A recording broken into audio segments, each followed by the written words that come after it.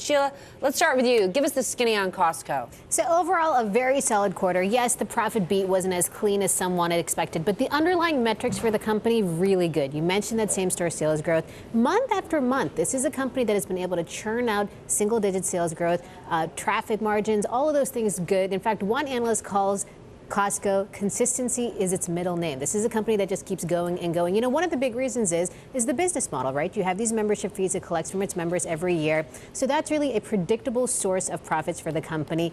And it's also a big boost for customers to keep on going back in the store, right? If you paid the money for this membership fee, you got to think that, oh my God, I want to use this up. So you're going to keep going back to the store.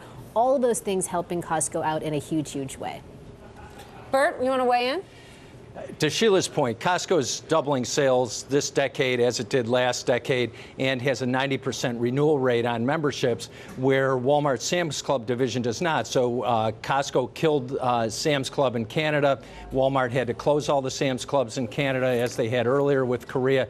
So in terms of MVRs, mass volume retailers, Costco's #1 worldwide and will be for the foreseeable future. What is it that Costco is doing so right that, say, Sam's Club is not? Costco raises the standard of living for all of its consumers. So when beef was hitting record prices, Costco, the #1 seller of prime beef worldwide, did not raise prices. Also, Costco pays its workers nearly $20 an hour. Walmart, Target, Kmart pay barely above minimum wage. Costco is full-time, so only 10% turnover with Costco, 50 to 100% turnover with competitors, and Costco does a lot for the community, which, with the exception of Target, the others do not.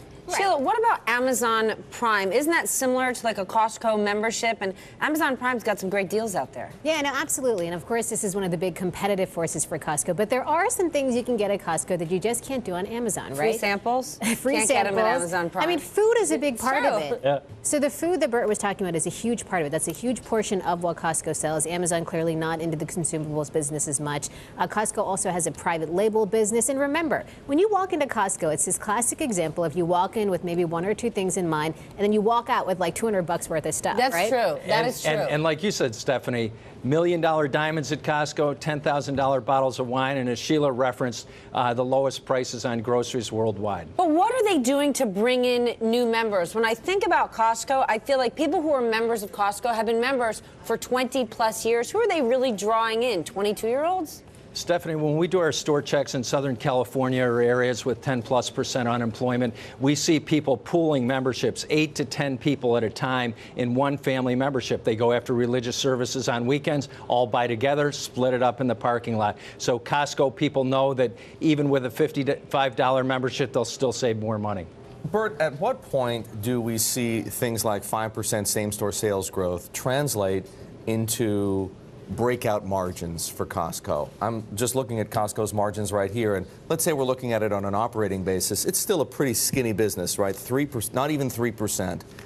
Could there be a breakout moment where Costco, by beating Sam's Club, by beating Target, by keeping people from going to Amazon Prime, actually moves that up past that 3% threshold? Eric, there will be a breakout. Only 69 million of the 153 was from membership fees. So it's JCPenney and on the others on the verge of Niagara Falls, about to go over a break on the bankruptcy rocks below. Costco will get into much more high margin apparel goods, and in addition to the diamonds and the fine wine, you'll also see Costco selling much more apparel as the shopping mall-based anchors, to Sheila's point, struggle as they lose sales to Amazon online and Costco on land. Do you think JCPenney is headed over Niagara Falls? Rumored today that CEO Ron Johnson could be stepping down.